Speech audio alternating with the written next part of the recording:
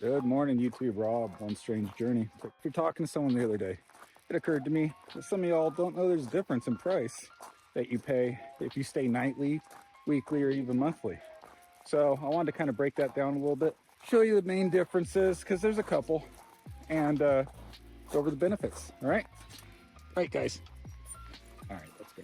Hey, let's go over the basics. So as far as amenities go, all the amenities are the same. You get access to the pools, the showers, the dog parks. All that is always the same. We've been here at a KOA for a long time, over a year now, and it's not been bad at all. As far as amenities go, there's no difference at all, whether you're renting nightly, weekly, or monthly. I'll tell you one of the benefits that you do get when you rent, say, monthly is sometimes you get to know the park owners a lot better. And there can be some benefits with that. Funny story, in Conrad, Montana, for instance, the park owner of that park, we stayed there for probably about 6 months. He actually taught my 17-year-old boy how to drive. Thank God, because that kid was a freaking idiot on the road. He saved me a lot of anxiety. Tell you what, I won't forget that. I even left it on the review for him. That he was a great teacher to my boy, and my boy still in contact with him to this day. So if you're watching this, Herb, I don't know if you ever subscribed to my channel. I do appreciate you teaching Brennan how to drive. That was big weight off my shoulders. You'll never know. All right, so let's start with the nightly sites. These are going to be your nightly sites. They're going to be ones up in the front of the park, the easiest to get in, the easiest to get out. A lot of them are going to have the nicer little setups. Truthfully, at this park, the biggest difference is they got a little bit of extra room between the RVs. Not much, just a little bit. And you're up front. This is where all the people that are doing real camping are staying. This is where all the travelers are staying. The people that are coming through, you know, enjoying the RV experience a lot more. They're the ones out having barbecues every night, cooking on their Blackstones in the morning. They're going to be the ones having campfires, out playing with their kids every day. The ones that look like they're on vacation mode, loving life. Now, as for the weekly spots, that's hit or miss. Sometimes the weeklies are up here with the nightly ones, depending on how crammed they are. And they can also be in the back where the monthlies stay. Let me bring you over there and show you where the monthlies stay. Okay, great. Look at this guy. There's a Harley pulling a trailer to stay in his tent. It's pretty cool.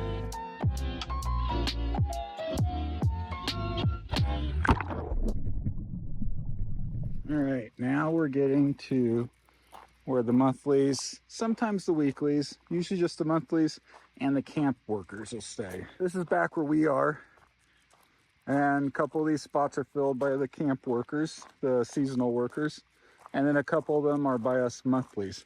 Every once in a while, like say over in that back corner, we got a slot, and we'll get like a weekly person that comes in. But as you can see, there's a difference, and it's to be expected. Back here, this is the full-time area. Right there is a camp worker spot, and over on that side, camp worker spot.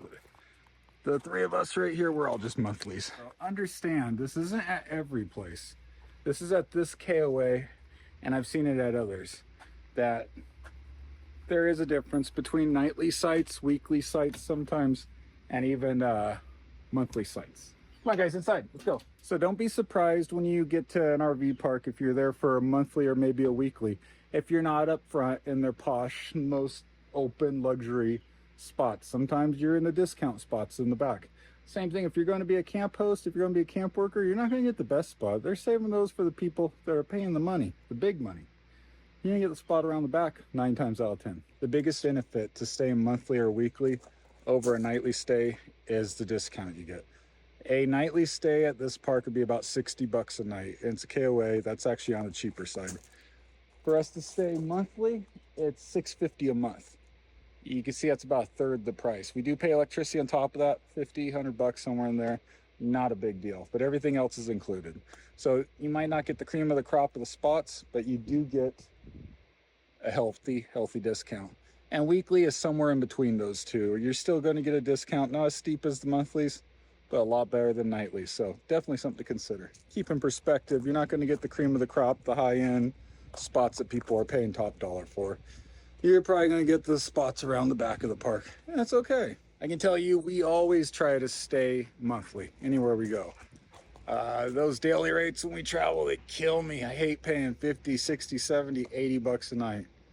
I mean, 80 bucks a night when some parks are only $500 a month. We've had as low as $400 a month when we were in Idaho that we were only paying. You can save a fortune, but I just want to talk about that today and explain the differences. Because I met a guy the other day and he was surprised. He was paying the monthly rate and couldn't believe he was around here in the back. And it's like, you know, I get what you pay for. You shouldn't complain though. I mean, getting a healthy discount. So anyways, appreciate watching. If you could give me a like, I would really appreciate that. Just takes a second, just hit that little like button and maybe subscribe. And we'll see you in the next video. Bye.